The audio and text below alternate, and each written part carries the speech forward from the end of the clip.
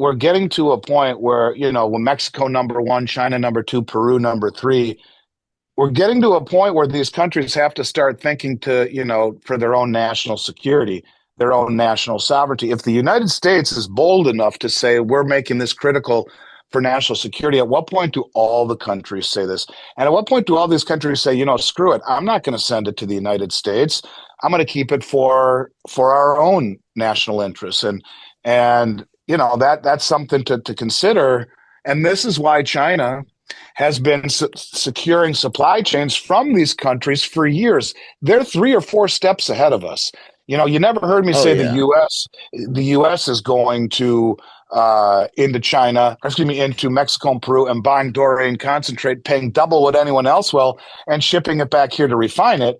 No, it's the opposite. China Oh, is going directly China. to those countries and buying it from Mexico and buying it from Peru, building a deep water port in Peru, trying to get them into the Belt Road, trying to get them into a system that will allow,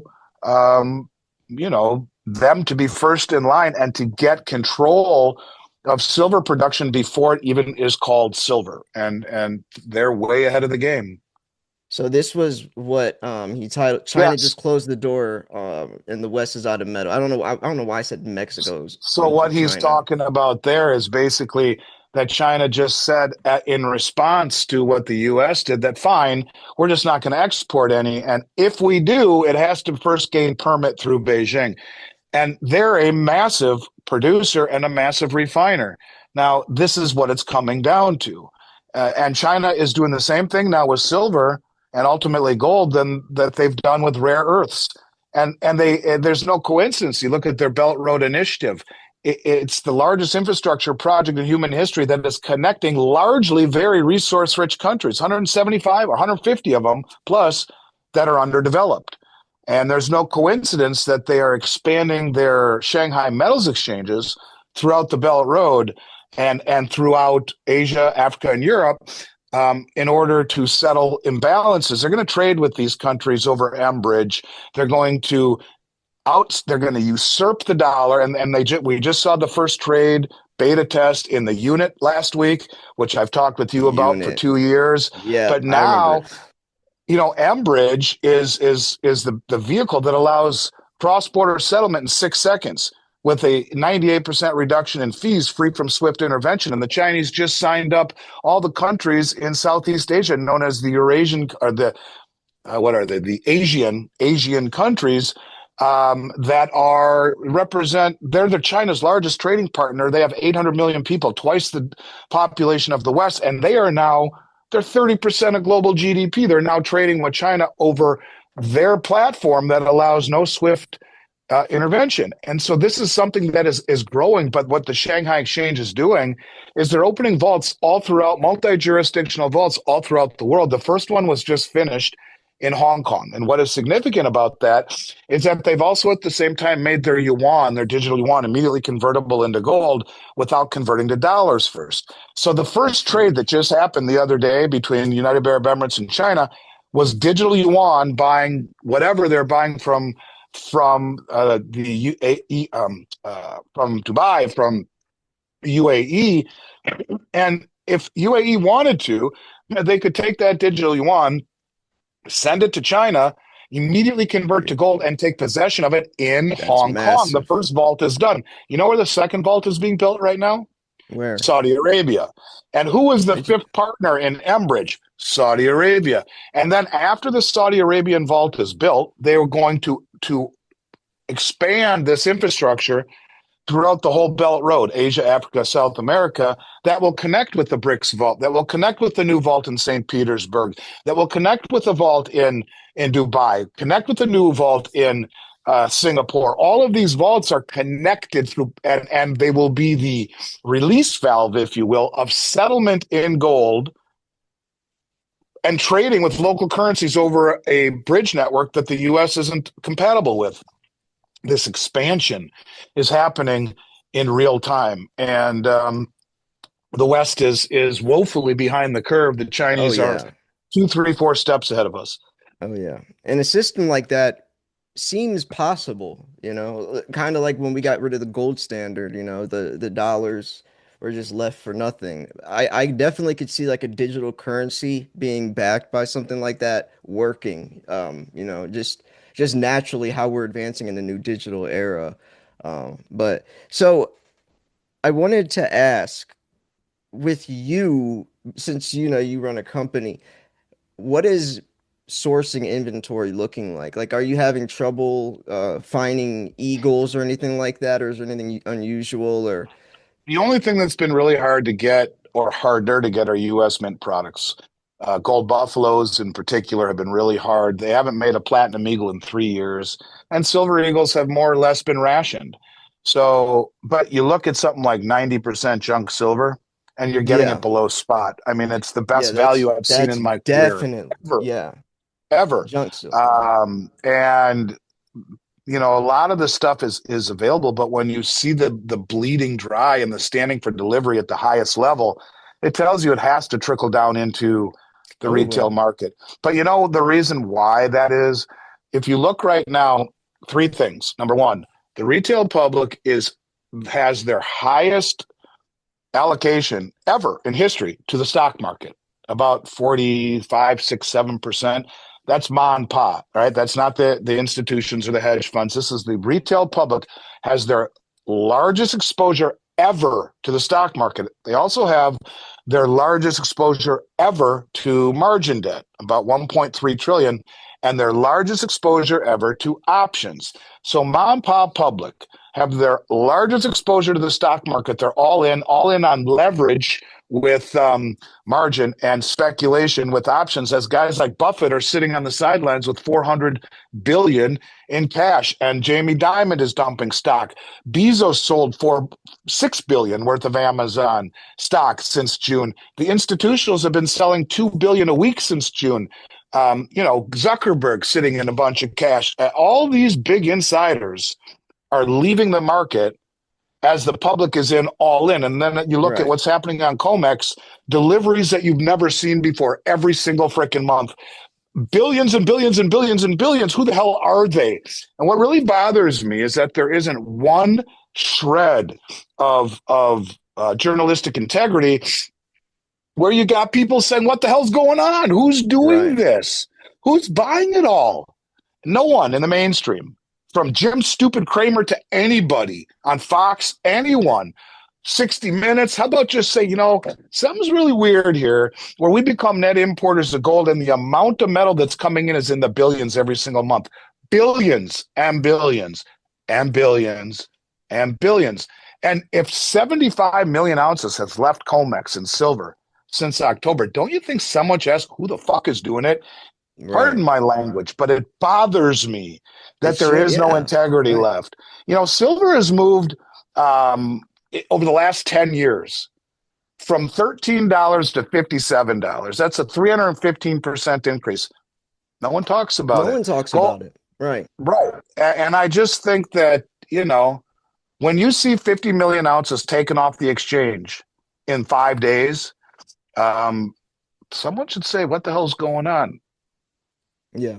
When I would talk about price forecast, or when people back in the day, because my channel's over 10 years old, since about I'd probably say 2019, when someone would ask when I thought silver would like skyrocket or explode, I would talk about I would say the year 2025 to 2026. I've been saying this for years. People have gone back, and that's because by now you cannot hide the facade, like the paper contracts. Everyone will know how valuable silver truly is because it's so scarce and what it's needed for. By then, by now we'd be advanced along, with like the Green New Deal that Biden was talking about, and just the solar panels and just the way we're advancing. I could tell by now you wouldn't be able to throw silver's price under the rug like they've been doing for so long with the COMEX, for example. Even it's like what the Hunt brothers did in 1980, cornering the market, but in a natural way, right? Everyone's naturally just wanting the physical, which is exposing the facade. Like I would Well, say, I'm glad you. I don't mean to interrupt. Well, no, keep yeah. finish your thought. Finish your thought. No, I was just gonna say, I remember probably in 2018, 2019, someone said, if you think we have enough silver to go green, you're living in La La Land. And that always stuck with me. That always stuck with me. I've always liked La La Land, visited it once in a while, but look, I'm glad you brought up the Hunt brothers because people talk about the Hunt brothers silver hits 50, it collapses. Well, first of all, they changed the rules on the Hunt brothers to Silver Rule make them 7. liquidate, right?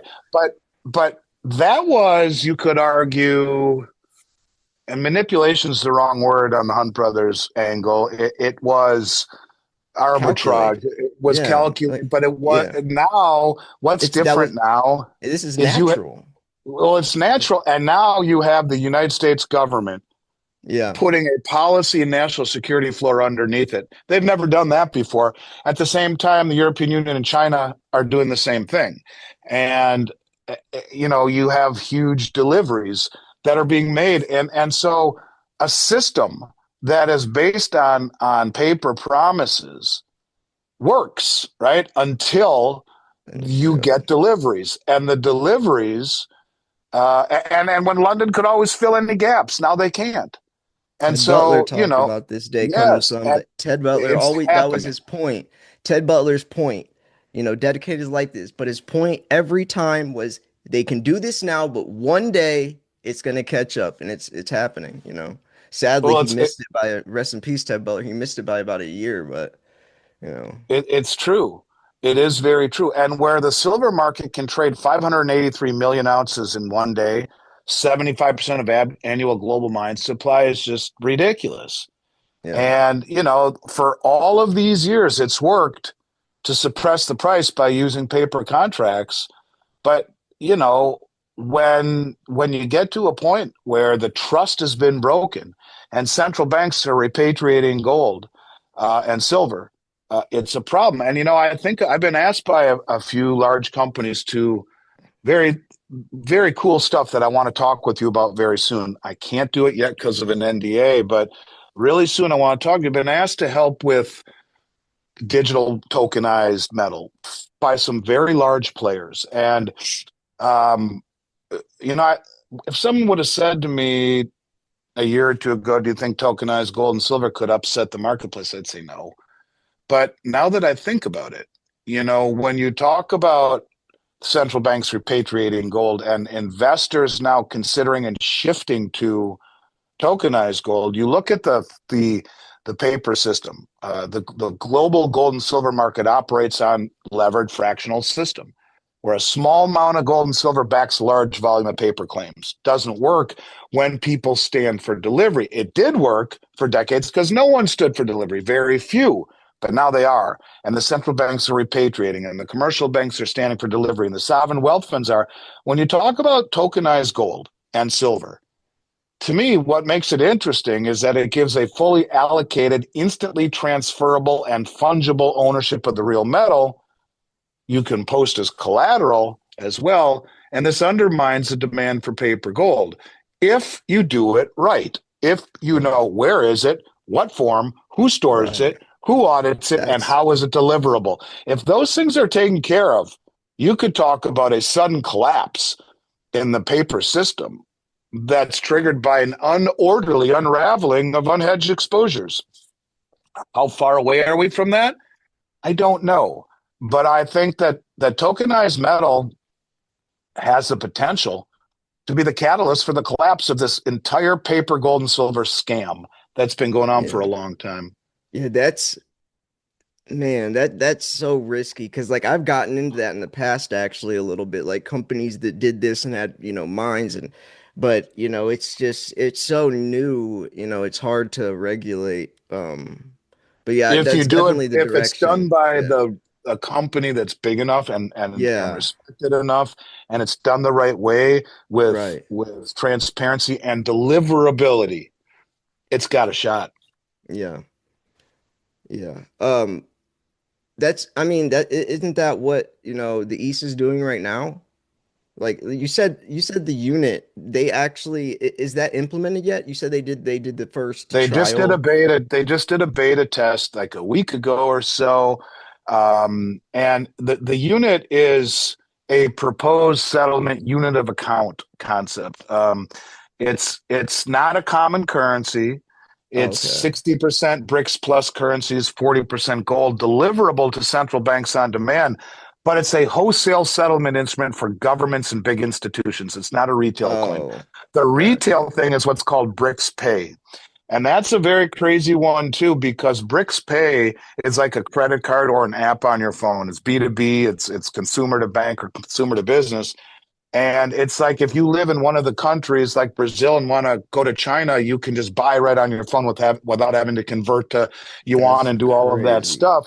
But what's really Huh. crazy about it is that I watched an interview with the guy who developed it, and he said, "We are in China right now, doing negotiations to roll it out to the Belt Road. 50% of global GDP, 75% of human population right now. They want to roll this out. Instead of using dollars, you'll use this BRICS Pay unit. And with most of the contracts on the Belt Road being in Yuan, this is a way for them to transact business, even if. So, in other words, Sergei Lavrov, the Russian foreign minister, came out and said, "Yeah, we're going to open this up to the whole world except the U.S., uh, Great Britain, and the European Union." So they're going to open it up to the world. That will allow countries to instantly That's transfer funds like that in 6 seconds instead of going back and forth through intermediary currencies, and it sidesteps the SWIFT. huh. So one of the cool things about the unit that people don't talk about enough is that the key to it is that it measures the BRICS plus currencies in gold terms instead of gold being measured in currency terms. Like right now, we say, how much is gold? Well, it's $4,200. No, it would be, how much is the dollar? Well, it's worth, you know, X amount of grams or what. So in other words, they flip flop it. That's Gold interesting. is the reference rather than the item that is being valued. It's how many ounces of gold is each currency worth. And so they're using gold as the key to the entire settlement Hmm. system, and would really work if you scale it.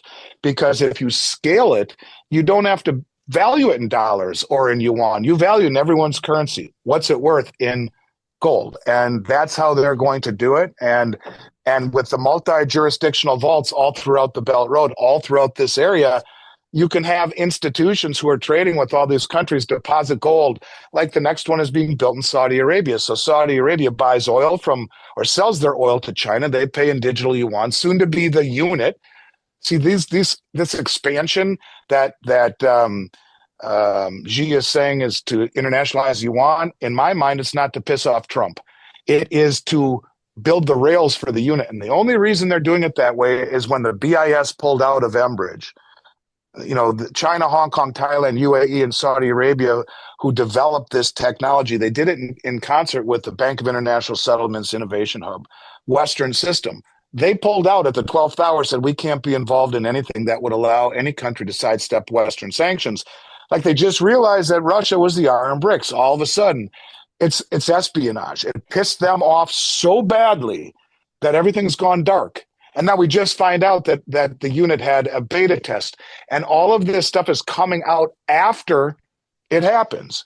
And so, yeah, I just think that the rest of the world is moving away from the dollar, and they're doing Oh, so in a way definitely. that has immutability, and gold is the anchor to it. But Yeah. silver, on the other hand, is now being realized the way you and I have realized what it really is for a Yeah. long time, and that it is not industrial, it is structural, it is critical, it is needed in so many things. And in a world that is becoming increasingly electronic and electric, high tech weaponry, all of the things. And now it's critical to the US government, and Yeah. and China's not going to export. I mean, the whole thing is happening. You can see that this is about he who has the commodities wins. It's not about he who has the treasuries or the dollar. Right. And another way to look at the dollar as a piece of shit, you look at the dollar, it's only down 9% against a basket of horseshit currencies this year, right? And all of those currencies, because of Triffin's dilemma, they weaken their currency against ours. They need to import our currency at the expense of their own, which strengthens ours and decreases theirs because it's been the world reserve currency. They need it in order to transact global business, to buy oil, to do things. And so we're measuring it against a basket of currencies that continually devalue against the dollar. So it looks so strong. Measure it in silver. What's it down this year? 100% is what it's down. What's it down in gold? 70 plus percent. Measured last year. Same kind of thing, where the dollar index is misleading. The dollar is being destroyed systematically through monetary and fiscal irresponsibility. In the 6 weeks the government was shut down, we added 600 billion to the debt. That's You know, insane. a trillion every 100 days. That's a trillion seconds ago, as I've said on your show a million times. It's Yep. 31,688 years ago. The numbers are too big. Yep. The You world can't fathom. realizes it. No, and the world realizes it, and they are now coordinated and sophisticated Yep. and motivated and wealthy, and they're beating us at our own game.